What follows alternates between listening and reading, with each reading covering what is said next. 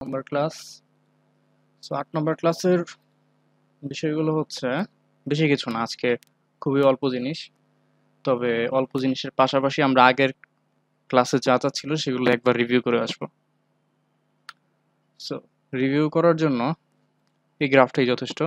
Last ক্লাসের যে স্লাইডটা ছিল ওখানে এই ফ্লো চার্টটা আছে। সো ফ্লো চার্টটা দেখলে সেই ক্লাসে কি ছিল বা তার আগের ক্লাসে কি ছিল সেটা সম্পর্কে একটা আইডিয়া হবে। এখানে মেইনলি আমরা 3টা প্যারামেট্রিক টেস্ট দেখতে পাচ্ছি, এবং 3টা প্যারামেট্রিক টেস্টের প্রথমটা এই পাশে যেটা আছে সেটা হচ্ছে টু মিনস, অর্থাৎ দুইটা গ্রুপের এভারেজকে যদি কম্পেয়ার করতে চায় সেক্ষেত্রে হচ্ছে এইদিকে আসবে। আর যদি দেখা যায় আমার দুইয়ের অধিক গ্রুপ আছে যাদের এভারেজকে আমার কম্পেয়ার করতে হবে, সো তারা হচ্ছে এইদিকে যাবে। তো দুইটা মিন যখন কম্পেয়ার করবে তখন আবার দুইটা কেস আসে। একটা কেস হচ্ছে যে আমার প্রত্যেকটা অবজারভেশনস পেয়ার্ড কিনা বা কোরিলেটেড কিনা। যদি পেয়ার্ড হয় সেক্ষেত্রে হচ্ছে পেয়ার্ড স্যাম্পলস টি টেস্ট করতে হবে। আর যদি দেখা যায় ইন্ডিপেন্ডেন্ট সেক্ষেত্রে ইন্ডিপেন্ডেন্ট স্যাম্পলস টি টেস্ট করতে হবে। তো এটা ছিল হচ্ছে দুইটা মিন থাকবে, সেগুলোর ক্ষেত্রে প্যারামেট্রিক টেস্ট। আমরা এখন নন প্যারামেট্রিকে যাই নেই। আর নন প্যারামেট্রিক আর প্যারামেট্রিক কি সেটা একটু পরে আবার আবার দেখাচ্ছি, যাতে জিনিসটা ক্লিয়ার থাকে।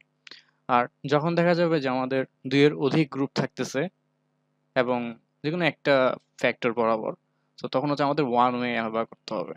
আর আমাদের ডিসিশন ছিল যে 0.05 এর কম যদি আসে পি ভ্যালু সেক্ষেত্রে আমরা নাল হাইপোথিসিসকে রিজেক্ট করে দিব। আর যদি 0.05 এর চেয়ে বেশি হয় সেক্ষেত্রে নট রিজেক্ট করব। এবার আসি প্যারামেট্রিকের বিষয়টি। আমি যদি 6 নম্বর ক্লাসের দিকে যাই। আচ্ছা, 6 নম্বর ক্লাসে প্রথমটা ছিল assumptions in general parametric hypothesis টেস্টের জন্য। আমরা যে 3টা টেস্ট করলাম প্যারামেট্রিক, তাদের অ্যাজাম্পশনগুলো কি ছিল? প্রথমটা হচ্ছে র্যান্ডম হইতে হবে, পপুলেশন থেকে যে স্যাম্পলগুলো আমরা ড্র করছি সেগুলো। পরবর্তীতে হচ্ছে এটা একটা নর্মালিটি ফলো করতে হবে। তারপর হচ্ছে রেশিও ভেরিয়েবল বা অ্যাটলিস্ট ইন্টারভ্যাল স্কেলে হইতে হবে। আর লাস্টেরটা হচ্ছে প্রত্যেকটা গ্রুপের ভেরিয়েন্স হোমোজেনাস হইতে হবে, মানে ইকুয়াল হইতে হবে। তো ইকুয়ালিটি অফ ভেরিয়েন্সেস সবার লাস্টেরটা। তো তাদের মাঝে টেস্টগুলো আমরা দেখছিলাম যে এই অ্যাসাম্পশনগুলো আমরা টেস্ট করবো কিভাবে। তো র্যান্ডমনেস টেস্ট করার জন্য আমরা ওয়ালফেটস রানস টেস্ট সেটা আমরা করছিলাম। তারপরে হচ্ছে নর্মালিটি টেস্টের জন্য আমরা শাপিরো উইক টেস্ট বা কেএস টেস্ট এটা করছিলাম। তো এগুলো করে আমরা দেখছিলাম যে নর্মালি মানে সরি অ্যাজাম্পশন যে দুইটা ছিল দুইটা ফলো করা কিনা। এখন করার পর আমাদের বাকি থাকতেছে হচ্ছে হোমোজেনিটি অফ ভেরিয়েন্স। তো ভেরিয়েন্স ইকুয়াল কিনা সেটা দেখার জন্য আমরা লেভিনস টেস্ট, যেটা টেস্টিং ইকুয়ালিটি অফ ভেরিয়েন্সের জন্য লেভিনস টেস্ট করছিলাম। আর এই টেস্টটা আমরা যখন ধরা গেল ইকুয়ালিটি টেস্টের জন্য যখন করতেছিলাম, যেমন আমি যদি এসপিএসে চলে যাই, এখানে টাইপ বি টাইপ সি অর্থাৎ 3টা গ্রুপের ক্ষেত্রেও অপশন ছিল গ্রাফসে, সরি ওয়ান ওয়ে অ্যানোভা। সেখানে যে অপশনসে গেলে হোমোজিনিটি অফ ভেরিয়েন্স টেস্ট এইখানে ক্লিক করে দিলে আমরা হোমোজিনিটি টেস্ট করতে পারতাম। তো হোমোজিনাস থাকলে আমরা এখান থেকে কনক্লুশনটা ড্র করতে পারতাম। তারপর টি টেস্টের ক্ষেত্রেও টি টেস্টের আউটপুটের সাথেই চলে আসতো। তো এভাবে হচ্ছে আমরা হোমোজিনিটি অফ ভেরিয়েন্স যে টেস্টটা সেই টেস্টটা করতে পারতাম। তো করার পর যখন দেখতাম যে সবগুলোই আমাদের মিট করছে, তো সেক্ষেত্রে আমরা সেই অনুযায়ী ডিসিশন নিতাম। বাট যদি এরকম হয় যে আমাদের ডেটা কোনো নর্মালিটি ফলো করতেছে না কিংবা কোনো একটা অ্যাজাম্পশনকে ব্রেক করে ফেলছে, তো সেক্ষেত্রে আমরা আর প্যারামেট্রিক টেস্টগুলো করতে পারি না। তো প্যারামেট্রিক টেস্ট যখন আমরা করতে পারি না, তখন এই যে টেস্ট 3টা ছিল এই 3টার বাইরেও আরো কিছু টেস্ট আছে। যেমন পেয়ার স্যাম্পলস টি টেস্টের একটা অল্টারনেট আছে, ইন্ডিপেন্ডেন্ট স্যাম্পলস টি টেস্টের একটা অল্টারনেট আছে, মানে নন প্যারামেট্রিক অল্টারনেটিভ বলা যায়। আর ওয়ান ওয়ে আবার একটা অল্টারনেট আছে। তো সেগুলো হচ্ছে আমরা সামনে দেখব। তবে আজকে আমরা একটু ক্যাটাগরিক্যাল ডেটা নিয়ে আলোচনা করব। যেমন আমি যদি ডেটাগুলো ওপেন করি তাহলে হয়তো বুঝতে ক্লিয়ার হবে। আচ্ছা, এই ডাটা সেটে দুইটা ভেরিয়েবল আছে। একটা ভেরিয়েবল হচ্ছে জেন্ডার এবং একটা হচ্ছে জব টাইপ। যে ফিমেল কোনো একজন মানুষ, সে ফিমেল, সে কি মানে আউটডোরে কাজ করতে পছন্দ করে বেশি নাকি ডেস্ক জব করতে বেশি পছন্দ করে, এ ধরনের কোয়েশ্চেন করা হয়েছিল। সো একজন জেন্ডার দেখা গেল ফিমেল, সে আউটডোরে কাজ করতে পছন্দ করে। তারপর মেল, সে আউটডোরে কাজ করতে পছন্দ করে। এরকম ভাবে ফিমেল ডেস্কটপ পছন্দ করে, ডেস্ক জব পছন্দ করে।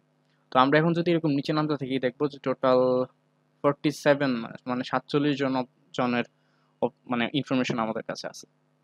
তো এখন যদি আমি একটু মানে জাস্ট নর্মালি চিন্তা করি যে এই ডাটাটা তো রেশিও স্কেলের নাই, অর্থাৎ এগুলো তো ক্যাটাগরিক্যাল ভেরিয়েবল, কোনো নাম্বার নাই এগুলা। আমরা তো ফিমেলকে 1 2 এইভাবে বলতে পারতেছি না।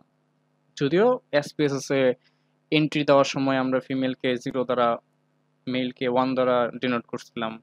তারপর ভেরিয়েবল ভিউতে গিয়ে সেই নাম্বারগুলোর ভ্যালু লেভেল সিলেক্ট করেছিলাম। এর মানে এই না ফিমেল মানে 0, ওইরকম না, জাস্ট এটা এন্ট্রি করার সময় জিনিসটা এরকম করা হয়েছে। বাট অ্যাকচুয়ালি কিন্তু এরা হচ্ছে নমিনাল টাইপ বা ক্যাটাগরিক্যাল যদি বলে, যে এখানে মেজারে গেলে আমরা দেখতে পারবো যে এই ভেরিয়েবলগুলো অ্যাকচুয়ালি নমিনাল বা ক্যাটাগরিক্যাল টাইপ। সো এই ধরনের ডেটা তো আসলে নর্মালিটি ফলো করতেছে না, স্বাভাবিকভাবে বোঝা যায়, কারণ নর্মাল ডিস্ট্রিবিউশনটা হচ্ছে শুধুমাত্র নিউমেরিক যে ভেরিয়েবলগুলো সেগুলোর জন্য প্রযোজ্য। যখন কোনো ক্যাটাগরিক্যাল ভেরিয়েবল চলে আসে এরকম যাদের আউটকাম হচ্ছে মাত্র 2টা 3টা, তো তাদেরকে তো আমি নিউমেরিক্যালি সাজাতে পারতেছি না। আর যাদেরকে আমি নিউমেরিক্যালি সাজাতে পারতেছি না তাদের ক্ষেত্রে আমি কোনো নর্মাল ডিস্ট্রিবিউশনও পাচ্ছি না। সো এখানে প্রথম কথা হচ্ছে অ্যাজাম্পশন একটা ভায়োলেট করে ফেলছে যে এটা নর্মালিটি ফলো করতেছে না। সো এই ডেটার ক্ষেত্রে একটা নন প্যারামেট্রিক টেস্ট প্রযোজ্য হবে। তো কথা হচ্ছে আমরা এখানে কি টেস্ট করতে চাই সেটার উপরে আমরা এখন ডিসিশন নিব যে আমরা কি ধরনের টেস্ট করব। আমি যদি স্লাইডে চলে যাই, ক্লাস 8 প্রথম স্লাইড। সো প্রথম স্লাইডের টপিকটা হচ্ছে কাই-স্কয়ার গুডনেস অফ ফিট টেস্ট বা একটা ভেরিয়েবলের জন্য, যেখানে দেখা যাচ্ছে আমাদের হাইপোথিসিসটা হচ্ছে নালে আছে there is no difference between the observed and expected values, আর একটা হচ্ছে there is difference between the observed and expected values. তো এই বিষয়টা আসলে কি এটা একটু দেখি। এই যে জব টাইপ ভেরিয়েবলটা, এখানে আমি যদি জব টাইপ যেটা, এটার ডেসক্রিপটিভটা একটু খেয়াল করি, তাহলে এখানে দেখতে পারবো যে আউটডোরে ফ্রিকোয়েন্সি আসছে 24, ডেস্ক জবে ফ্রিকোয়েন্সি আসছে 23, এরকম ভাবে টোটাল হচ্ছে 47। তারপর সিমিলারলি জেন্ডারটা যদি দেখি, জেন্ডারে আসছে মেল, সরি ফিমেল আসছে 24, মেল আসছে 22। এখন আমি যদি যখন এই স্যাম্পল সার্ভেটা করলাম মাত্র 47 জনের ইনফরমেশন নিলাম, তো আমি যদি বলতে চাই যে আমাদের ডেটাটা আসলে আমাদের পপুলেশনকে রিপ্রেজেন্ট করে, ঠিক আছে? তো পপুলেশনকে রিপ্রেজেন্ট করে মানে কি, আমরা কিছুদিন আগে আহ, বাংলাদেশ সার্ভে যেটা মানে জনশুমারি যেটা, সেটা রেজাল্ট দেখলাম যে প্রতি 100 জন মেইলে 101, সরি 100 জন, না ঠিক আছে, 100 জন মেইলে 101.64 জন মনে হয় ফিমেল আছে। তো এরকম যদি চিন্তা করি তার মানে এক্সপেক্টেড ফিমেলের এক্সপেক্টেড কাউন্ট হচ্ছে 101.64 আর মেলের এক্সপেক্টেড কাউন্ট হচ্ছে 100। সো ওই অনুযায়ী এই প্রপোর্শনটা ঠিক আছে কিনা আমরা সেটাই দেখতে চাই। আমাদের কথা হচ্ছে যে এখানে আসলে প্রপোর্শন অনুযায়ী ঠিক আছে কিনা, বাট আমরা দেখতেছি যে ফিমেলের সংখ্যা বেশি 24, মেলের সংখ্যা 22। তার মানে তো হ্যাঁ ঠিক থাকার থাকার কথা, কারণ 101.64 এটা তো অবশ্যই 100-র চেয়ে বেশি। সো আমরা এখন ওই প্রপোর্শনটাই টেস্ট করব। সো এটা করার জন্য, এটা একটা নন প্যারামেট্রিক টেস্ট যেহেতু, সো এটা টেস্ট করার জন্য আমাদেরকে যেতে হবে অ্যানালাইজ, সেখান থেকে নন প্যারামেট্রিক টেস্ট। ওয়েট, সবাই কি আছে আমার সাথে? আচ্ছা আচ্ছা। তাহলে নন প্যারামেট্রিক টেস্ট করতে হবে। তো সেটার জন্য যাই অ্যানালাইজ, তারপর নন প্যারামেট্রিক টেস্ট, সেখান থেকে লিগ্যাসি ডায়ালগস, তারপর হচ্ছে এই কাই-স্কয়ার। সো কাই-স্কয়ারে ক্লিক করি, করার পর সো আমাদের টার্গেট হচ্ছে জেন্ডার। সো জেন্ডারটাকে এখানে নিয়ে আসলাম, যে আমার টেস্ট ভেরিয়েবল লিস্টে জেন্ডারটা নিয়ে আসলাম। এখন আমি যে বললাম যে আমাদের 100 জন মেইলের জন্য 101.64 জন ফিমেল থাকতেছে, তার মানে ওদেরকে আমাদের এক্সপেক্টেড ভ্যালু হচ্ছে মেইলে 100, ফিমেলে 101.64। তো সেটাই এখন স্পেসিফাই করে দিতে হবে। তো এটা এক্সপেক্টেড ভ্যালুস এর যে একটা বক্স আছে এখানে, এই জায়গাটাই স্পেসিফাই করে দিতে হবে। তো এখানে অল ক্যাটাগরিজ আর ইকুয়াল, এটা ডিফল্ট ভাবে থাকে। এটার মানে হচ্ছে যতজন মেইল আছে সমান সংখ্যক ফিমেল থাকবে, অর্থাৎ দুইটার প্রপোর্শন সমান, এভাবে চিন্তা করা যায় যে 50 জন মেল থাকলে 50 জন ফিমেল থাকবে, কিংবা 100 জন মেল থাকলে 100 জন ফিমেল থাকবে, এইভাবে চিন্তা করা যায়। বাট আমাদের যেহেতু অলরেডি জানা আছে পপুলেশনের ভ্যালু, আমরা জাস্ট চিন্তা করতে চাই যে আমাদের এই স্যাম্পলটাও ওই পপুলেশনের সাথে মিলে কিনা। তো এখানে ভ্যালুজে ক্লিক করলাম, করার পর এখানে ভ্যালুগুলো লিখে লিখে অ্যাডে দিতে হবে। তো কথা হচ্ছে আমি প্রথমে কারটা দিব, মেইলেরটা দেব, মেইলের ছিল 100, তো মেইলেরটা দিলে হচ্ছে এই যে অ্যাডে দিলে এখানে চলে গেল। তো আমি প্রথমে কার্ডটা দিলাম, এইটার সাথে এটা অ্যাসোসিয়েট করবে কিভাবে? তো এটা অ্যাসোসিয়েট করার সিস্টেমটা হচ্ছে, আমি যদি জেন্ডারে যাই দেন রাইট বাটন ক্লিক করি, করলে হচ্ছে ভেরিয়েবল ইনফরমেশন দেখা যাবে। তো এখানে ক্লিক করলে নতুন একটা ডায়ালগ বক্স আসবে যেখানে ভেরিয়েবল ইনফরমেশনগুলো দেখা যাচ্ছে। এখান থেকে আমরা ভেরিয়েবল হচ্ছে ভ্যালু লেভেলস সেগুলো দেখতে পারবো। তো আমি দেখতেছি যে ফিমেলেরটা 0 দেওয়া আর মেলেরটা 1 দেওয়া। সো এই অ্যাসেন্ডিং অর্ডারে এই বক্সের মাঝে ভ্যালুগুলা এন্ট্রি দিতে হবে। অর্থাৎ প্রথমে হচ্ছে ওই ফিমেলেরটা থাকবে, পরে হচ্ছে মেইলেরটা থাকবে। সো এখন ওইভাবেই দিব। তো আমি প্রথমে মেইলেরটা ইনপুট দিব, তারপর ফিমেলেরটা দিব, তাহলে মেইলেরটা নিচে চলে যাবে আর কি, তাহলে উপরে ফিমেলেরটা থাকবে। তো আমি এন্ট্রি দিয়ে দেখাচ্ছি। তো আমি প্রথমে বলছিলাম যে আমাদের বর্তমানে দেশে যে জনশুমারি হয়েছে সেই তথ্য অনুযায়ী আমাদের মেইলের কাউন্ট হচ্ছে 100 আর ফিমেলের কাউন্ট হচ্ছে 101.64। তাহলে আমি প্রথমে মেইলেরটা দিচ্ছি 100 আর ফিমেলেরটা হচ্ছে 101.64। আচ্ছা এটা নিচে চলে গেছে, আচ্ছা এটা চেঞ্জ করে ফেলি। এখানে ক্লিক করে 101.64 চেঞ্জ, আর এটাকে 100 করে দিই, 100 চেঞ্জ। ঠিক আছে, কিভাবে চেঞ্জ করা যায় সেটাও দেখে ফেললাম। তো সিরিয়ালটা এখন ঠিক আছে কিনা, উপরে হচ্ছে ফিমেলেরটা আর নিচে হচ্ছে মেইলেরটা, বিকজ আমাদের জেন্ডারের যে ইনফরমেশন ছিল সেখানে সিরিয়ালের উপরে ফিমেল ছিল আর নিচে মেল ছিল। তো নাম্বারের অ্যাসেন্ডিং অর্ডারে এগুলো সাজানো আছে। তো আমি এখানে এইভাবেই এন্ট্রি দিলাম। তো কাজ শেষ, আর কিছু দেওয়া লাগবে না এখন। ওকে,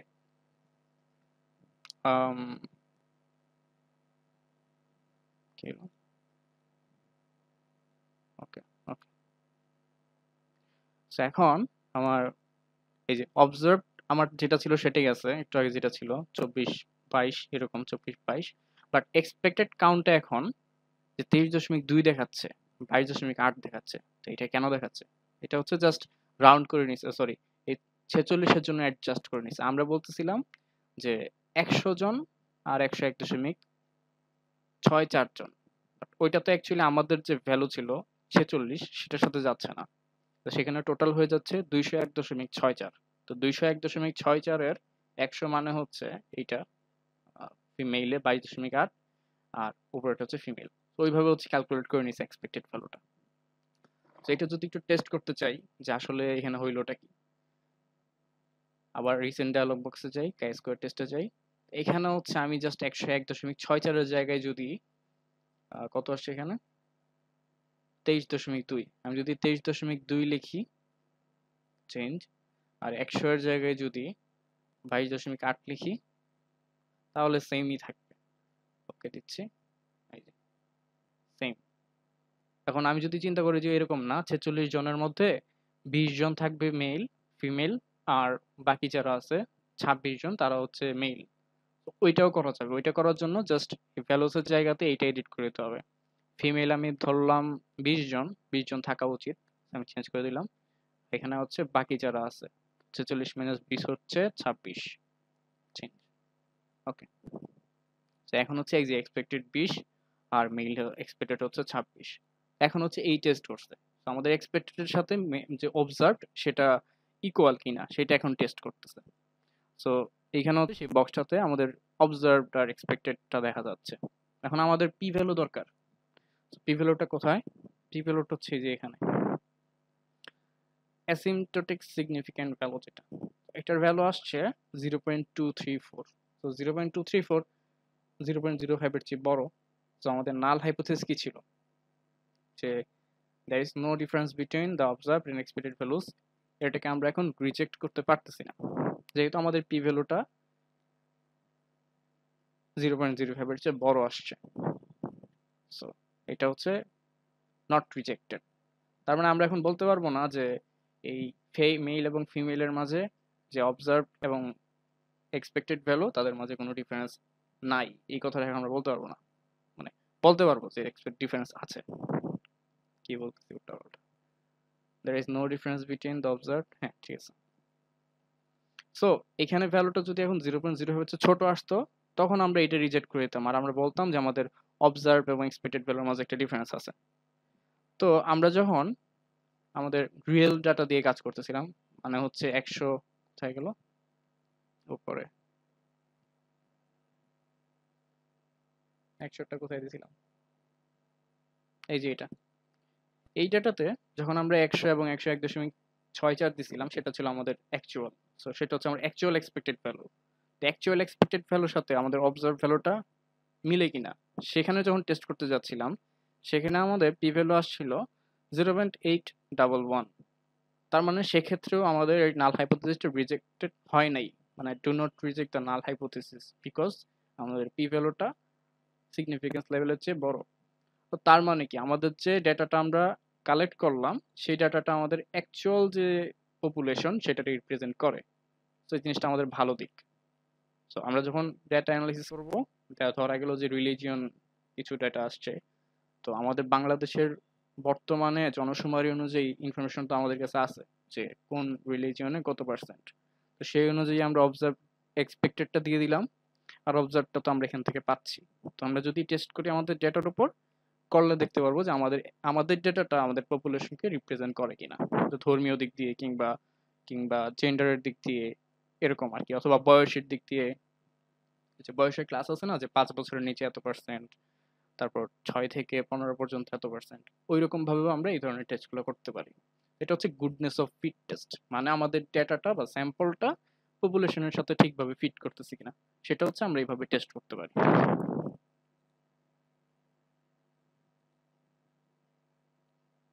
So, কারোর কি কোনো প্রশ্ন আছে এই জায়গায়?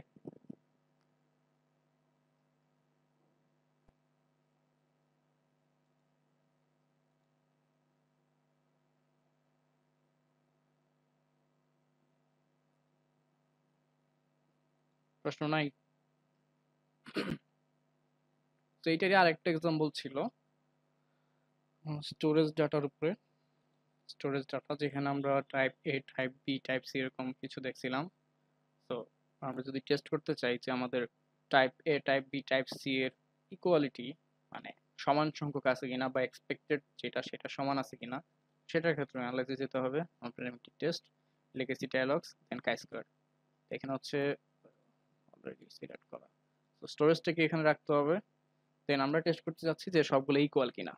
তো যদিও জানি ফ্রিকোয়েন্সি টেস্ট করে আমরা, মানে ফ্রিকোয়েন্সি দেখে আমরা দেখে চেক করে বলছি যে ইকুয়াল আসছে, অর্থাৎ এই যে আউটপুট যেখানে দেখতে পারতেছি যে ফ্রিকোয়েন্সি সবগুলোর 30 30 30 মানে সমান সমান আছে। তো এটা আসলে টেস্ট না করলেও হইতো। বাট যদি এরকম হয় যে টাইপ এ অ্যাকচুয়ালি 25টা থাকার কথা, টাইপ বি অ্যাকচুয়ালি 35টা থাকার কথা, টাইপ সি 30টা থাকার কথা, তো ওইরকম ভাবে যদি টেস্ট করতে চাই তো সেক্ষেত্রে তো দেখাইলাম আমি জাস্ট এখানে এই যে এক্সপেক্টেড ভ্যালুসের জায়গায় তো হচ্ছে আপনি ভ্যালুগুলো সিরিয়াল ওয়াইজ দিয়ে দিবেন। তো চেক করে নেবেন এখান থেকে যে সিরিয়ালে 1 2 3 থেকে কে আছে। তো টাইপ এ, টাইপ বি, টাইপ সি ওই সিরিয়ালে আপনারা ভ্যালুগুলো দিয়ে দিবেন। আমি যদি দেই এখন 30, তারপরটা হচ্ছে 35, তারপরটা হচ্ছে 20, আচ্ছা এটা তো উপরে যাবে, আচ্ছা এটা চেঞ্জ করে দিই, এটা 25 আর এটা 30। তো এখন হচ্ছে আমরা টেস্ট করতে যাচ্ছি এক্সপেক্টেড এর সাথে অবজার্ভটা মিলে কিনা। ওকে দেই, আউটপুট আসছে। আউটপুটে দেখতেছি যে এক্সপেক্টেড, হ্যাঁ ঠিক আছে, টাইপ এ হচ্ছে 25টা থাকার কথা, বি 35টা থাকার কথা, টাইপ সি 30টা থাকার কথা। তো টেস্ট করে দেখলো যে হ্যাঁ নট রিজেক্টেড, তার মানে আমাদের এক্সপেক্টেড আর অবজার্ভ আমাদের যে 90টা স্যাম্পল আছে সেই অনুযায়ী ইকুয়াল। আমরা রিজেক্ট করতে পারতেছি না, আমাদের যথেষ্ট পরিমাণ স্ট্যাটিস্টিক্যাল এভিডেন্স নাই যে আমরা রিজেক্ট করে দিব। Observe are expected count equal, এই যে হাইপোথিসিসটা এটাকে রিজেক্ট করে দেওয়ার মতো যথেষ্ট পরিমাণ স্ট্যাটিস্টিক্যাল এভিডেন্স আমাদের কাছে নাই।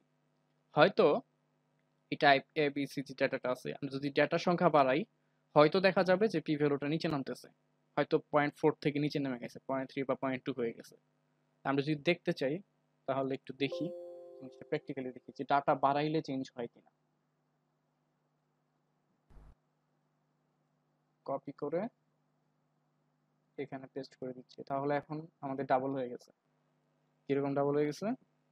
এই যে এখন আমাদের 60টা করে আছে।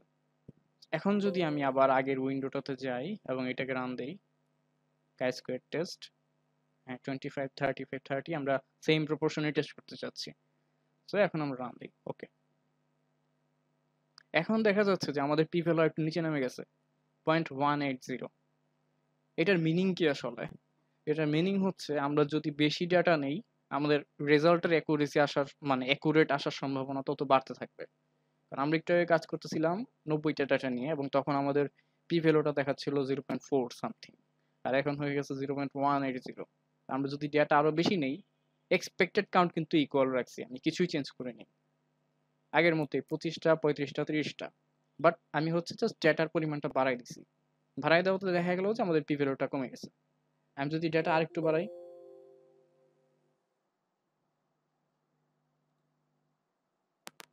এবং এখন রান দেই, এখন দেখা যাবে যে একদম কমে গেছে, অলমোস্ট 0.05 এর চেয়ে নিচে চলে যাচ্ছে। এখন আমাদের ডেটা হচ্ছে 270টা। তো সিগনিফিক্যান্ট রেজাল্ট পাওয়ার জন্য আমরা জাস্ট কমাইতে আছি, সরি অবজারভেশন অবজারভেশন বাড়াচ্ছি। যত অবজারভেশন বাড়াচ্ছি আমাদের পি ভ্যালু তত নিচে নামতেছে, বাট এক্সপেক্টেড যে কাউন্ট সেটা কিন্তু আগের মতোই আছে। তো এইভাবে হচ্ছে অনেক সময় এটাকে বলা যায় চোরামি করা, যে আমাদের রেজাল্ট হয়তো আমাদের মন মতো আসতেছে না, তো আমরা আমাদের যে অবজারভেশন তাদেরকে কম বেশি করে ফেলি, করে করে আমাদের দরকার মতো রেজাল্ট নিয়ে আসি। অনেক সময় এই কাজটা করে, যদিও আনএথিক্যাল, বাট এখানে তো ডেটা বাড়ানো হয়েছে, এটা করাই যায়। বাট অনেক সময় দেখা যায় যে আমাদের হয়তো সিগনিফিকেন্ট চলে আসছে, আমাদের সিগনিফিকেন্ট দরকার নেই, তো ডেটা কমাই দেয়। তো এরকম আনএথিক্যাল কাজ কারবার অনেকে করে, তো এইসব করা ঠিক না, বাট তাও জিনিসটা দেখা দিলাম। এটা আরেকটা এক্সাম্পল ছিল গুডনেস অফ ফিট টেস্টের।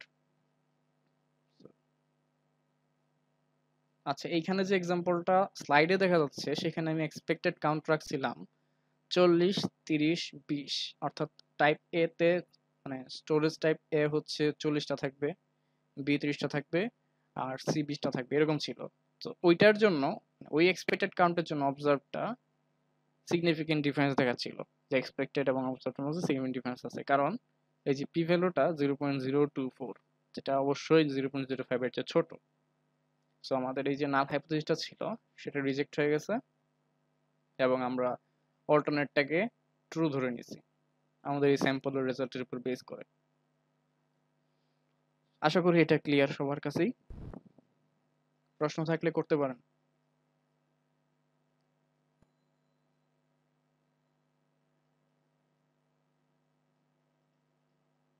ওকে, তারপরের টপিকটা হচ্ছে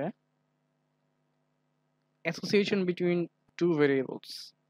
তো আমরা প্রথমে একটা দেখছিলাম অ্যাসোসিয়েশনের মতোই, সেটা হচ্ছে কোরিলেশন। কোরিলেশন শুধুমাত্র দুইটা নিউমেরিক ভেরিয়েবলের ক্ষেত্রে আমরা মেজার করতে পারি। তো কোরিলেশনের মাধ্যমে আমরা সম্পর্ক দেখতেছি দুইটা ভেরিয়েবলের মাঝে, যে তাদের মাঝে কোনো পজিটিভ রিলেশনশিপ আছে কিনা, যে একটা বাড়ার সাথে অন্যটা বাড়ার কোনো সম্পর্ক আছে কিনা, বা একটা কমলে আরেকটা বাড়ার কোনো সম্পর্ক আছে কিনা, এরকম আর কি।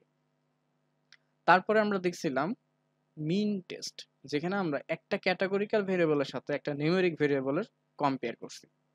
মিন টেস্ট আমরা কি কি করছি, টি টেস্ট, অ্যানোভা, এগুলোর মাধ্যমে আমরা একটা ক্যাটাগরির সাথে একটা নিউমেরিকের টেস্ট করছিলাম। আর এখন আমরা যেটা করব সেটা হচ্ছে একটা ক্যাটাগরির সাথে আরেকটা ক্যাটাগরি, অর্থাৎ এখানে দুইটাই ক্যাটাগরিক্যাল ভেরিয়েবল। তো আমাদের প্রথমে ছিল দুইটাই নিউমেরিক, তারপর আমরা একটা নিউমেরিক একটা ক্যাটাগরি, এখন আমরা দেখব দুইটাই ক্যাটাগরি, এদের মাঝে সম্পর্ক কিভাবে বের করা যায়। সো এটার জন্য যে টেস্ট করতে হয় সেটা হচ্ছে একটা কাই স্কোয়ার টেস্ট। এই কাই স্কোয়ার টেস্ট আর আগের কাই স্কোয়ার টেস্টের মধ্যে পার্থক্য হচ্ছে এইখানে দুইটা ভেরিয়েবল আছে, দুইটা ভেরিয়েবল আছে এবং দুইটাই হচ্ছে ক্যাটাগরিক্যাল ভেরিয়েবল, বা এসপিএসএস এর ভাষায় যদি বলি সেটা হচ্ছে এই নমিনাল ভেরিয়েবল। সো যখন এরকম দুইটা নমিনাল ভেরিয়েবলের মাঝে আমরা টেস্ট করব, তখন হচ্ছে আমরা এই অ্যাসোসিয়েশন অফ মানে কাই স্কোয়ার টেস্ট অফ অ্যাসোসিয়েশন বলা হয়, এই টেস্টটা আমরা করব এসপিএসএস এর মাধ্যমে। তো পরে দুইটা গ্রাফ আছে, গ্রাফ দুটো দেখি। এই গ্রাফগুলো আমি নিছি হচ্ছে এই লিঙ্ক থেকে, জাস্ট গুগল করে দেখলাম যে গ্রাফটা আছে, খুব সুন্দর লাগতেছে এই দুইটা গ্রাফ।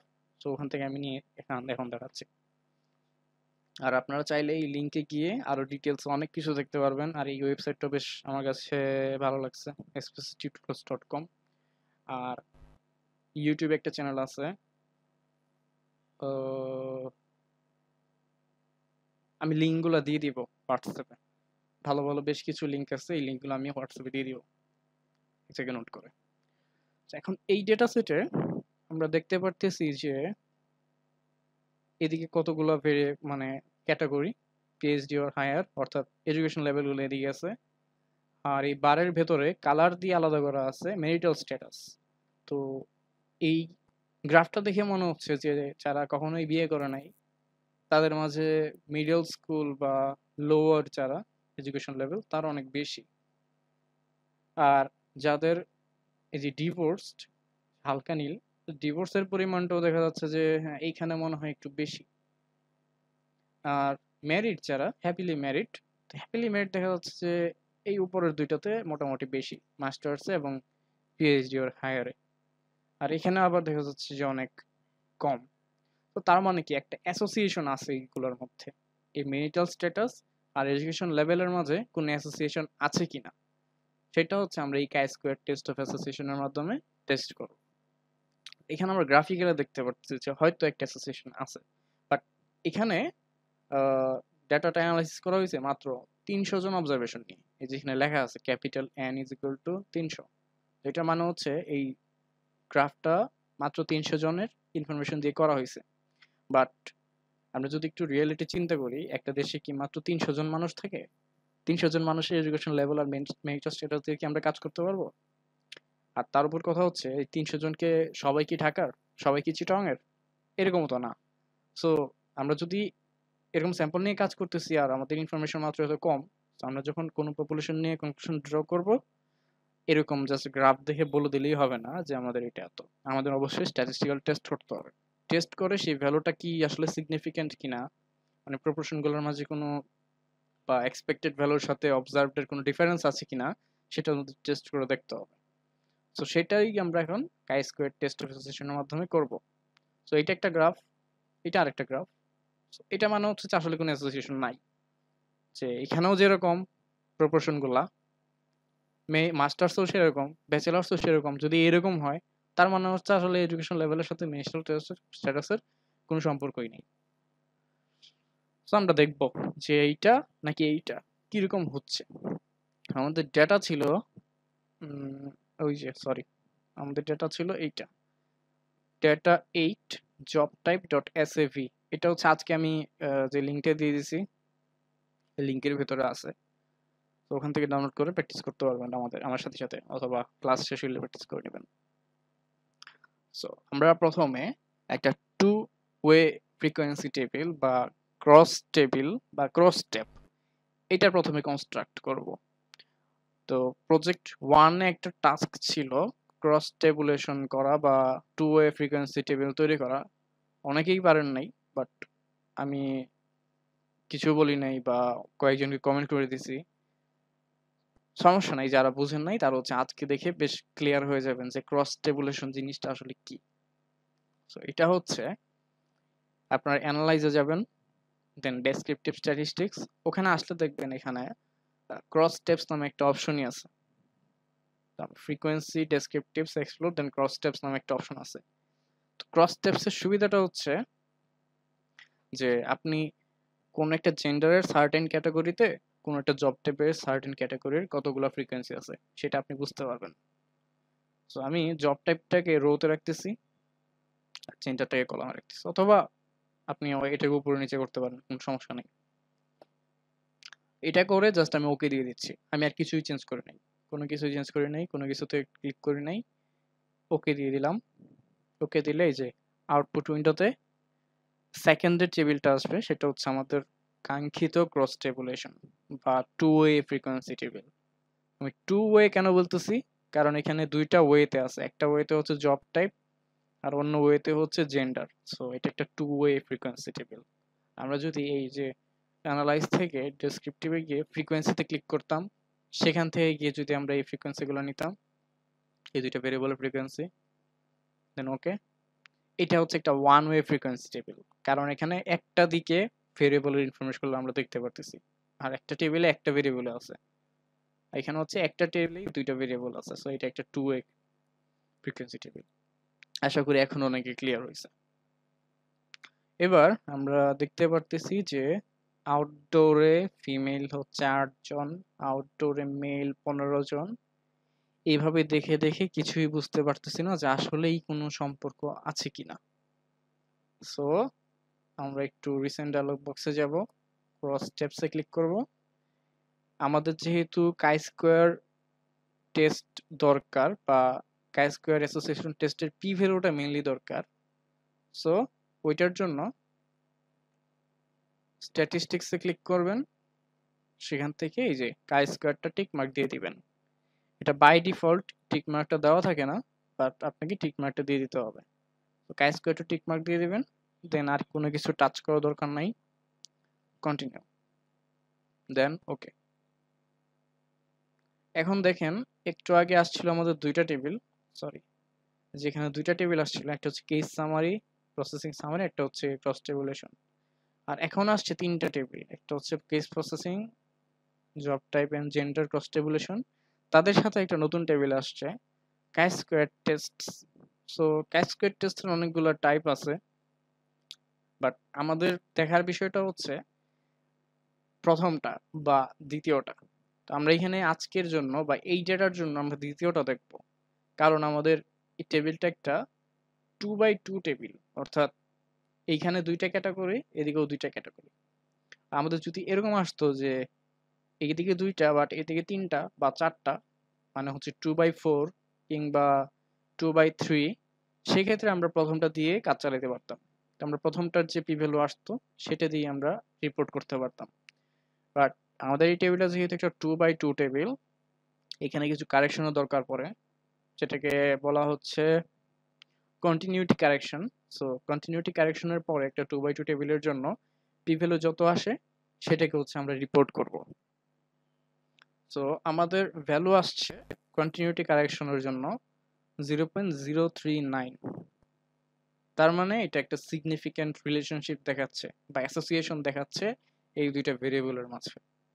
তাহলে আমাদের যে নাল হাইপোথিসিসটা ছিল যে variable A is not associated with variable B, অথবা আমরা যদি বলি যে gender is not associated with job type, so এই নাল হাইপোথিসিসটা রিজেক্টেড হয়ে গেছে এবং আমরা কনক্লুড করতেছি যে জেন্ডার অর্থাৎ variable A is associated with job type বা variable B.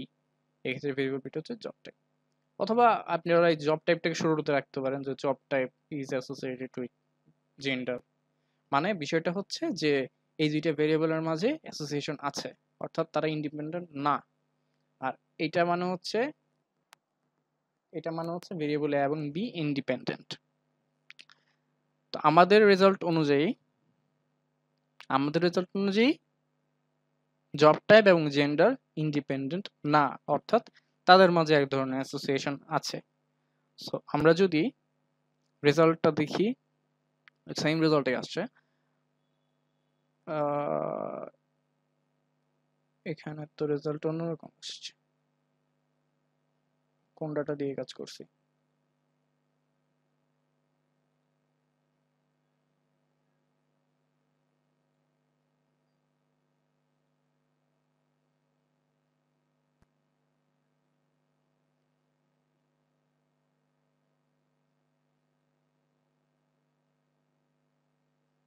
Wait a minute, data কি সেম?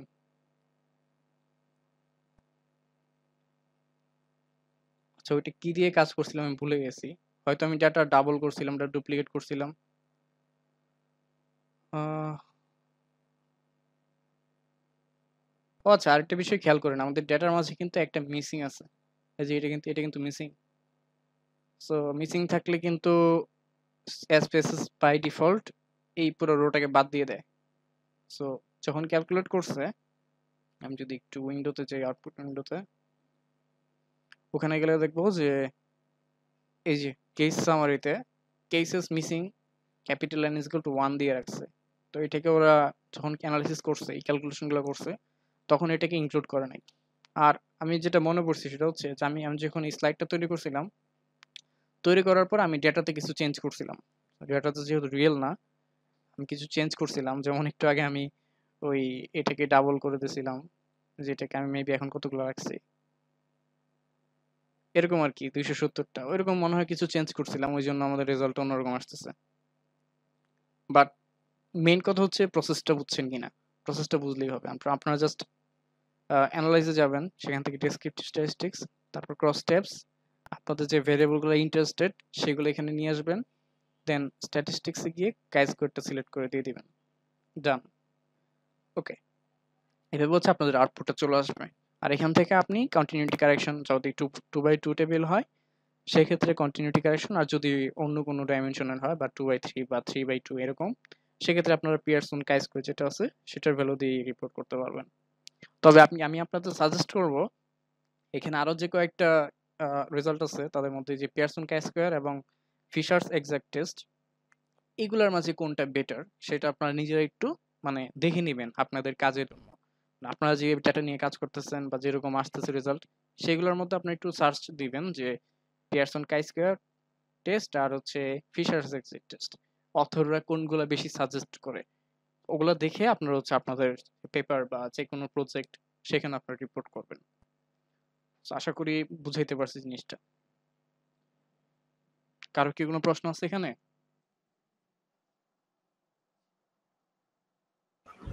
মানে কোরিলেশনের ক্ষেত্রে কেমন হবে?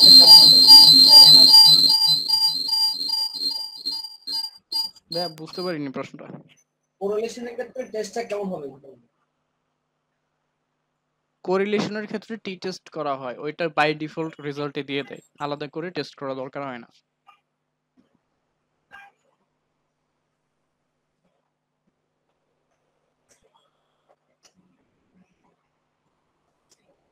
আমি একটু একটা এক্সাম্পল দেখাই কোরিলেশনের ক্ষেত্রে বিষয়টা কি হচ্ছে। একটা ডেমো ডাটা তৈরি করি, কিছু র্যান্ডম ডেটা নেই।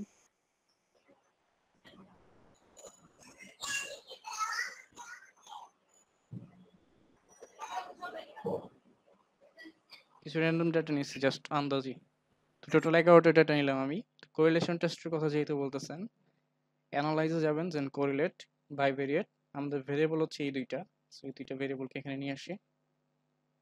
এবার দেখেন, আপনি যখন কোরিলেশন টেস্ট মানে ক্যালকুলেট করতেছেন, তখনই নিচে কয়েকটা অপশন আছে যে আপনি কি ধরনের কোরিলেশন কোএফিসিয়েন্ট চাচ্ছেন। আমরা পিয়ারসনটা চাচ্ছি। তারপর দেখেন টেস্ট অফ সিগনিফিকেন্স, এখানে টু টেইলড এবং ওয়ান টেইলড সিলেক্ট করা আছে। তো টু টেইলটা বাই ডিফল্ট সিলেক্ট করা থাকে। এবং আরেকটা জিনিস দেখবেন নিচে ফ্ল্যাগ সিগনিফিকেন্ট কোরিলেশনস নামে একটা অপশন আছে, ওইটাও টিক মার্ক দেওয়া থাকে। সো টেস্টের জন্য যা যা দরকার সবই কিন্তু এখানে আসলে সিলেক্টেড। আপনি যদি জাস্ট ওকেতে ক্লিক করেন, ওকেতে ক্লিক করলে দেখবেন যে এরকম একটা টেবিল আসছে যেখানে সিগ নামে আলাদা একটা রোই আছে যেখানে পি ভ্যালুগুলো থাকে। সো এটার পি ভ্যালু আসছে ভেরিয়েবল 1 এবং ভেরিয়েবল 2 এর মাঝে যে কোরিলেশন সেটা আসছে -0.327, আর পি ভ্যালু আসছে 0.326। অর্থাৎ আমাদের যে নাল হাইপোথিসিস থাকে যে ভেরিয়েবল 1 এবং ভেরিয়েবল 2 এর মাঝে কোনো কোরিলেশন নাই, সেটা নট রিজেক্টেড। নাল হাইপোথিসিসটা নট রিজেক্টেড বিকজ পি ভ্যালুটা 0.05 এর চেয়ে বড়। এই লজিকটাই জাস্ট যদি মাথায় ঢুকে তাহলেই সিগনিফিকেন্স টেস্ট বা হাইপোথিসিস টেস্টের বিষয়টা মাথায় ঢুকে যাবে। তো এটা কেন এরকম হইলো, কারণ আমি ডেটাটা নিছিলাম আন্দাজি। আমি যদি গ্রাফ একটা ক্রিয়েট করি, স্ক্যাটার, সিম্পল, ওয়াই একটা, এক্স একটা, ওকে। গ্রাফ থেকে আসলে দেখা যাচ্ছে যে আসলে কোনো ধরনের কোরিলেশন থাকার কথাই না। একটা দেখা যাচ্ছে প্রায় 1000 পার হয়ে গেছে, নাকি 900 পার হয়ে গেছে, বাকিগুলো সব এরকম। কোনো ধরনের আসলে ট্রেন্ড বা কোনো কিছু মনে হচ্ছে না যে রিলেশনশিপ আছে বা এরকম কিছু। সো এটা একটা ইনসিগনিফিকেন্ট রেজাল্ট দিছে। তার মানে আমাদের এখানে ভেরিয়েবল 1 এবং ভেরিয়েবল 2 এর মাঝে আসলে কোনো কোরিলেশন নাই। ক্লিয়ার ভাইয়া?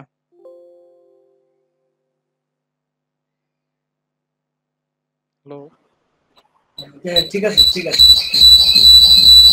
ওকে, আর কোনো প্রশ্ন আছে কারোর?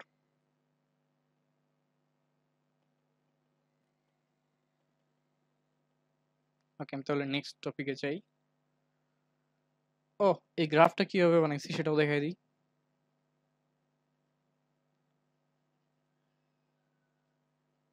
গ্রাফটা তৈরি করার জন্য তো গ্রাফসে যাব, তারপর লেগেসি ডায়ালগস, তারপর হচ্ছে যে বার সবার উপরে। এখান থেকে আমরা সিম্পল না, কারণ আমরা হচ্ছে দুইটা ভেরিয়েবল যেহেতু ড্র করব, সো একটা ক্লাস্টার কিংবা স্ট্যাক থাকবে। তো স্ট্যাক মানে হচ্ছে একটার উপর আরেকটা লেভেল থাকবে, আর ক্লাস্টার হচ্ছে পাশাপাশি থাকবে। আমরা স্ট্যাক চাই, সো আমরা স্ট্যাক সিলেক্ট করে দিলাম, দেন ডিফাইন। তো এখান থেকে আমরা ক্যাটাগরি অ্যাক্সেসে কোনটা আর ডিফাইন স্ট্যাক্স বাই কোনটা সেটা সিলেক্ট করে দেব। আমরা যদি গ্রাফটার দিকে যাই, এখানে ক্যাটাগরিতে হচ্ছে জব টাইপ, আর স্ট্যাক গুলো হচ্ছে জেন্ডার, মেল আর ফিমেল। আমরা ওইভাবেই করবো এই কাজটা। আমরা স্ট্যাকে রাখবো জেন্ডারকে, আর ক্যাটাগরিতে রাখবো জবকে। আর যেহেতু এখানে আমরা পার্সেন্টেজ দিয়ে হিসাব করতেছি সবকিছু, পার্সেন্টেজ হিসেবে বা প্রপোর্শন যাতে বোঝা যায়, সো এটার জন্য এখানে পার্সেন্টেজ অফ কেসেস যেটা সেটা সিলেক্ট করে দিতে হবে। ডিফল্ট ভাবে নাম্বার অফ কেসেস সিলেক্ট করা থাকে, তো এটা পার্সেন্টেজ অফ কেসেস সিলেক্ট করে দিচ্ছি। এবার যদি কোনো টাইটেলস দেওয়ার দরকার হয়, সেখান থেকে মানে টাইটেলসে ক্লিক করে এগুলো দিতে পারবেন। তারপর অপশন আছে, ওগুলো জাস্ট নিজের একটু ঘুরে ঘুরে দেখবেন যে কি আছে এখানে। তো আমাদের আর তেমন কিছু দরকার নাই, আমরা এখানে ওকে দিয়ে দিচ্ছি। এবার ওকে দেওয়ার পর দেখলাম যে যে গ্রাফটা আসছে সেটা আমাদের কাঙ্ক্ষিত গ্রাফের মতো হয় নাই। আমাদের হচ্ছে দুইটা গ্রাফই 100% হওয়ার কথা, বাট এখানে যে পার্সেন্টেজটা দেখাচ্ছে সেটা হচ্ছে টোটালের মানে এক্সপেক্টেডের চেয়ে কতটুকু কম বেশি আছে। আউটডোরে হয়তো বেশি আছে একটু, ডেস্কটপে একটু কম আছে, ওইটা দেখাচ্ছে। তো আমাদের এখন এই গ্রাফটাকে এডিট করা দরকার। সেটার জন্য হচ্ছে আমি ডাবল ক্লিক করে এটা অ্যাক্টিভেট করব। তারপর এই ভিউ থেকে সরি অপশনস থেকে স্কেল টু 100% এটা সিলেক্ট করে দিব। তো স্কেল টু 100% ডান, এখন 100%-এ স্কেলড হয়ে গেছে। তো এখন এটাকে হরিজন্টাল করা দরকার। সো এখানে ক্লিক করি, অথবা অপশনস থেকে একটা অপশন ছিল ট্রান্সপোজ চার্ট, তো যেখান থেকে ইচ্ছা করতে পারেন। তো আমি এখানে ক্লিক করি, করলে এরকম হয়ে গেছে। আর কি কি চেঞ্জ করা দরকার? কালার চেঞ্জ করা দরকার। সো কালারটা এবার চেঞ্জ করি। যদি এই বারটাতে ক্লিক করি, করলে এটা অ্যাক্টিভেট হবে, দেন ডাবল ক্লিক করলে এরকম একটা অপশন আসবে। সেখান থেকে চাইলে এই যে ফিল এন্ড বর্ডার নামে একটা অপশন আছে, এখানে আপনারা চাইলে যে ক্লিক করে করে ধরেন যে এইটা হয়ে গেল।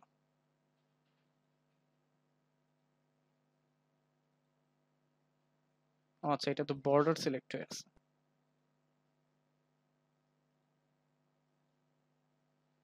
এবার ঠিক আছে। এবার হচ্ছে এই যে ব্লু পার্টটা সিলেক্ট হয়েছে, তো লেজেন্ড থেকে সিলেক্ট করাটা ইজি ছিল। যদি সরাসরি এখানে সিলেক্ট করি তো পুরো বারটা সিলেক্ট হয়ে যায়, সো এই জন্য হচ্ছে আমি লেজেন্ড থেকে ক্লিক করে এটা সিলেক্ট করলাম। এখন আমরা শুধু এই পার্টটা সিলেক্টেড হয়েছে, সেটা আমি রাইট বাটন ক্লিক করি, দেন প্রপার্টি উইন্ডোটা আসবে। এবার এটার কালারটা চেঞ্জ করব। কালারটা কি দেওয়া যায়? ওকে, এইটা মেবি এইটা অ্যাপ্লাই। কালারটা এটা ঠিক হয়েছে, দেন এটা ক্লিক করি, তাহলে এটা অ্যাক্টিভেট হবে। দেন এটার কালারটা চেঞ্জ করি, অ্যাপ্লাই। এটা ছিল না, একটু সবুজ ছিল।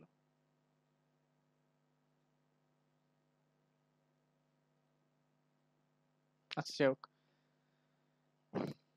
তো এরকম হইলো। আরেকটা ছিল, ওই জব টাইপ লেখাটা এখানে নাই, কারণ ডেস্ক জব আর আউটডোর কথাটার মানেই বোঝা যাচ্ছে যে এরা আসলে কি।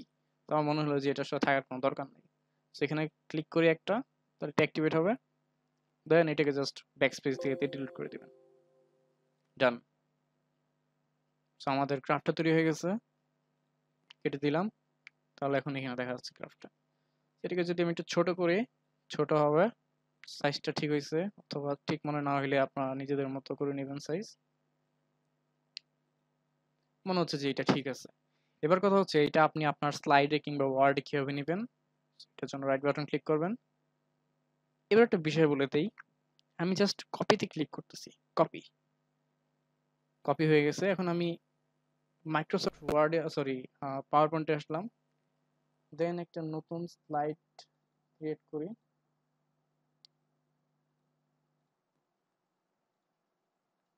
এখানে পেস্ট করে দিচ্ছি। দেখেন আমি জাস্ট কন্ট্রোল ভিতে ক্লিক করতেছি। কথা হচ্ছে এরকম কেন আসলো? আমার তো এরকম আসার কথা ছিল না।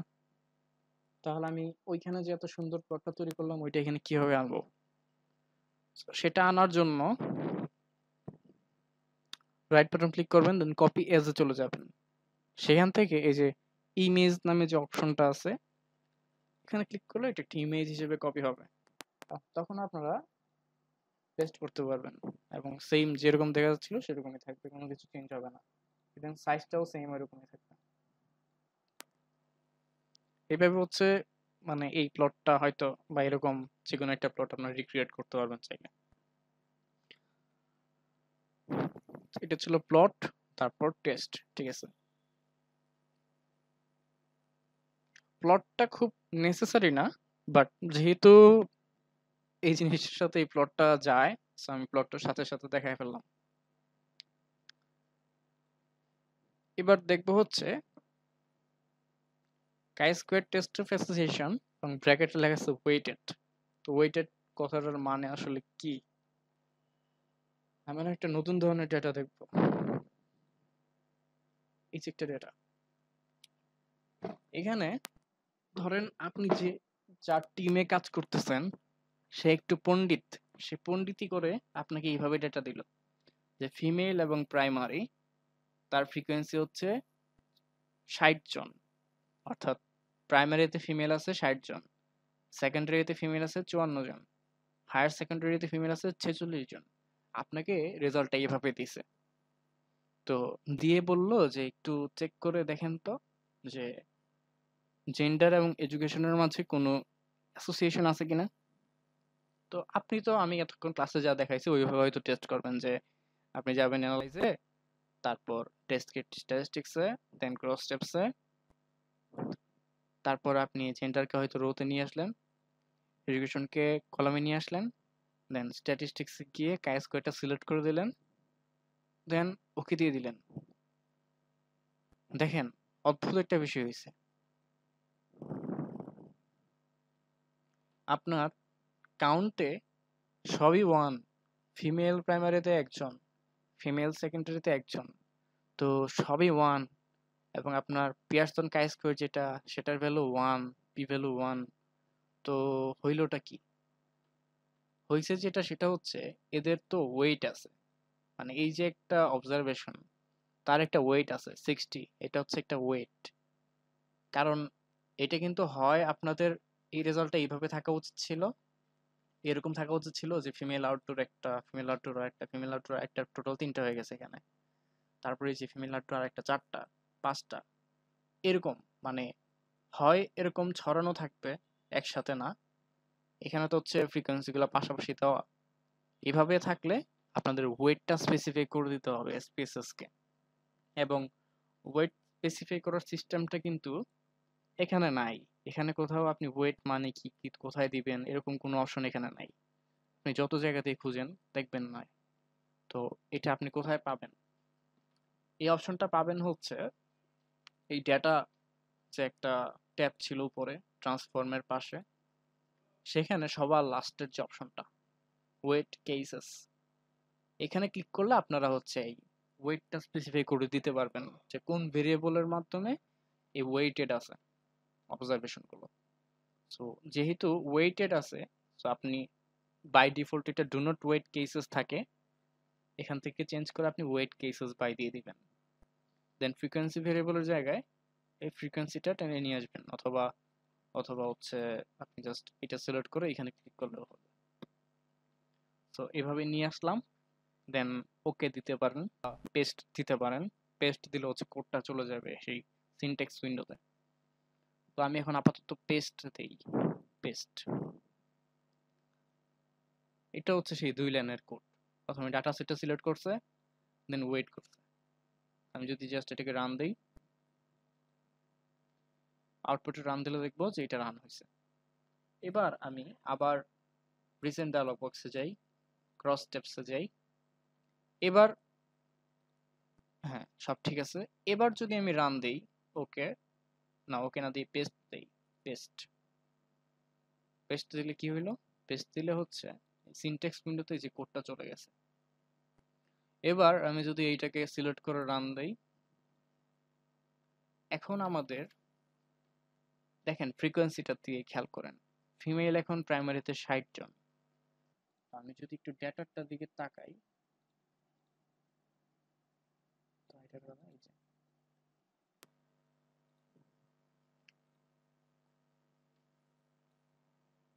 সো এখানে ফিমেল প্রাইমারিতে 60 জন, হ্যাঁ ঠিক আছে। ফিমেল সেকেন্ডারিতে 54 জন, এটাও ঠিক আছে। তারপর মেল সেকেন্ডারিতে 54 জন, সরি 44 জন, ঠিক আছে। তার মানে ওয়েটেড করার কারণে এখন আমি যদিও এই দুইটাকে সিলেক্ট করছি, তাদের ফ্রিকোয়েন্সিটাকে ওয়েট হিসেবে এখানে নিয়ে নিছে। এবং আমাদের এখন কাই স্কোয়ার টেস্টের যে ভ্যালুটা, যে পিয়ারসন কাই স্কোয়ার, এটার পি ভ্যালু আসছে 0.046। তার মানে এটা 0.05 এর চেয়ে ছোট। তো এটার মানে কি? এটার মানে হচ্ছে আমাদের নাল হাইপোথিস যেটা ছিল যে জেন্ডার এবং এডুকেশনের মাঝে কোনো রিলেশনশিপ নাই, সরি কোনো অ্যাসোসিয়েশন নাই, সেটা রিজেক্টেড হয়ে গেছে। এবং আমরা অ্যাকসেপ্ট করে নিয়েছি যে জেন্ডার এবং এডুকেশনের মাঝে একটা অ্যাসোসিয়েশন আছে। অ্যাসোসিয়েশনটা আমরা 5% লেভেল অফ সিগনিফিকেন্সে বলতেছি। তার মানে হয়তো আমরা যদি এরকম স্যাম্পল আরো 100 বার নেই, 100 বার নিলে 5 বার দেখবো যে কোনো অ্যাসোসিয়েশন নাই, আর বাকি 95 বার দেখবো যে অ্যাসোসিয়েশন আছে। জিনিসটা আমরা এইভাবে চিন্তা করতে পারি। এটা ছিল হচ্ছে এই ওয়েটেড এর কেসটা। তো এখন একটা বিষয় হচ্ছে, আপনি যখন একবার ওয়েটেড করে ফেলছেন, তারপর যদি আপনি ধরেন এইটাকে, এইটার ফ্রিকোয়েন্সি কত চেক করেন, ফ্রিকোয়েন্সি চেক করলে দেখবেন যে দেখাচ্ছে প্রাইমারিতে 100 জন, বাট আপনি তো জাস্ট এইটার ফ্রিকোয়েন্সি দেখতেছেন, বাট আপনার কিন্তু ওয়েটেডটাই রেজাল্ট দেখাবে। টোটাল কিন্তু আপনাকে 395 দেখাচ্ছে, যদিও আপনার এখানে ভ্যালু আছে মাত্র 8টা, সরি রো আছে 8টা, বাট আপনার টোটাল দেখাচ্ছে 395টা, বিকজ আপনি ওয়েটেড করে নিয়েছেন। তো প্রাইমারি এখানে 100 দেখাচ্ছে কেন? বিকজ প্রাইমারি দুইবার আছে, প্রাইমারি এখানে একটা আছে 60, আর একটা প্রাইমারি আছে 40, তো 60 আর 40 মিলে হচ্ছে 100। সো ওয়েট জিনিসটা এইভাবে কাজ করে। তো এভাবে কাজ করতে করতে হঠাৎ করে দেখেন যে আপনার আসলে ওয়েটটা দরকার নাই, তো ওয়েট দরকার নাই, সো সেক্ষেত্রে আপনি ওয়েটটাকে সিলেক্ট কেসেসে গিয়ে আপনি just do not weight cases দিয়ে দিবেন আর ওকে দিয়ে দিবেন, তাহলে হচ্ছে ওয়েটটা অফ হয়ে যাবে, ওয়েট অফ কেটে দেন। তারপর যদি আপনি এখন আবার এই এডুকেশনটার ডেসক্রিপটিভ চেক করেন, তখন দেখবেন যে এখানে 222 দেখাচ্ছে, বিকজ এখন আর ওয়েটেড নাই। তার মানে এখন প্রাইমারি দুইবার আছে যেহেতু, দুইবারের জন্য ফ্রিকোয়েন্সি 2 দেখাচ্ছে, সবগুলো এরকম সেম দেখাচ্ছে, আর টোটাল 8 দেখাচ্ছে। সো এটা ছিল ওয়েটেড, যে কোনো টেস্টের ক্ষেত্রে ওয়েট এভাবে আমরা অ্যাপ্লাই করতে পারি। কারো কি কোনো প্রশ্ন আছে এই জায়গায়?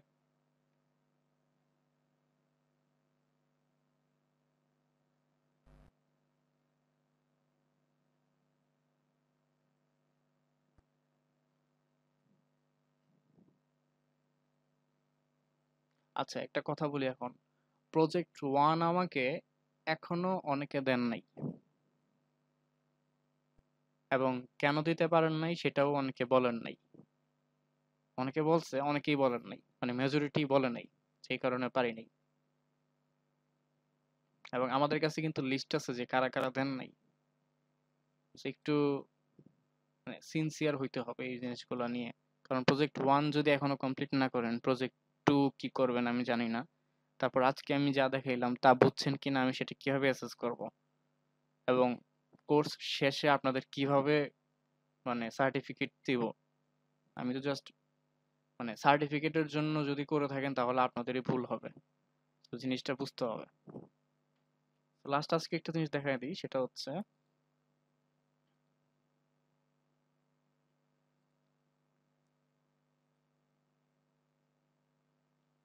এখানে দেখেন ডেটা টাইপের উপর বেস করে প্রথমে দুই দিকে যাবে। একটা হচ্ছে ডেটা টাইপ যদি নিউমেরিক হয় সেক্ষেত্রে হচ্ছে আমরা এভারেজ বা এরকম কোনো কিছু কম্পেয়ার করতে যাব। আর যদি নমিনাল হয় অর্থাৎ ক্যাটাগরিক্যাল হয় সেক্ষেত্রে আজকে আমরা যে দুইটা টেস্ট করছি সেই দুইটা টেস্ট হবে। একটা হচ্ছে টেস্ট অফ ইন্ডিপেন্ডেন্স, যেটা প্রথমে দেখলাম, বা গুডনেস অফ ফিট, সরি সেকেন্ডে দেখলাম কাই স্কোয়ার টেস্ট। আর তারপরটা হচ্ছে গুডনেস অফ ফিট টেস্ট, যে আমাদের অবজার্ভ এক্সপেক্টেড এর সাথে মিলে কিনা, ওইটা একটা।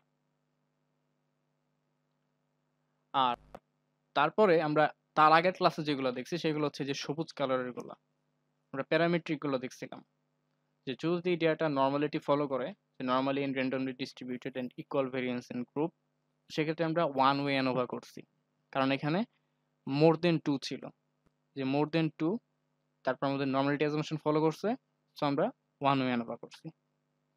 আর যদি ফলো না করতো, অর্থাৎ আমাদের ডেটা যদি প্যারামেট্রিক হাইপোথিসিস টেস্টের যে অ্যাজাম্পশনগুলো ছিল সেগুলোর কোনো একটা ব্রেক করতো, তখন আমরা ক্রুস্কাল ওয়ালিস টেস্ট নামে এক ধরনের টেস্ট করতাম। এইগুলা আমরা সামনের দিন দেখব। তারপর আমরা দেখছিলাম পেয়ার টি টেস্টের ক্ষেত্রেও একটা হচ্ছে প্যারামেট্রিকের জন্য, আরেকটা হচ্ছে নন প্যারামেট্রিক।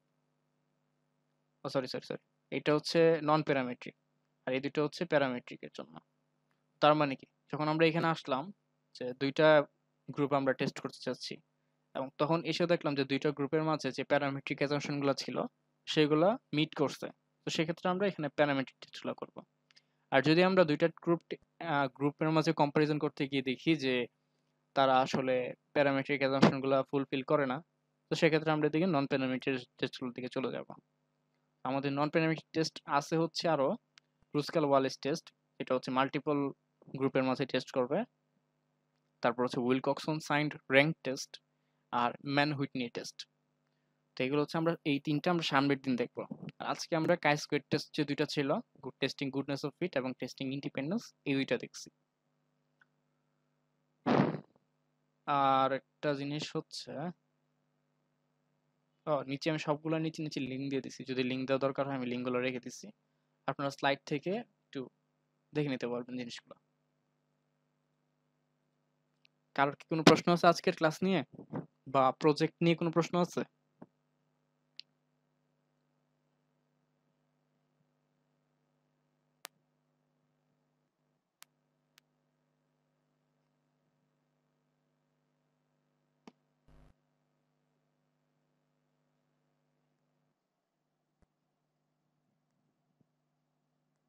প্রশ্ন থাকলে করতে পারেন।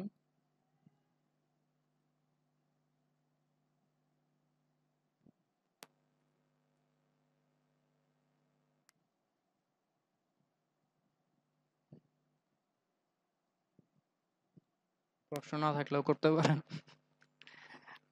ঠিক আছে, তাহলে প্রশ্ন না থাকলে আজকের মতো এখানেই শেষ। দয়া করে প্রজেক্টগুলো দিয়ে দিন সবাই।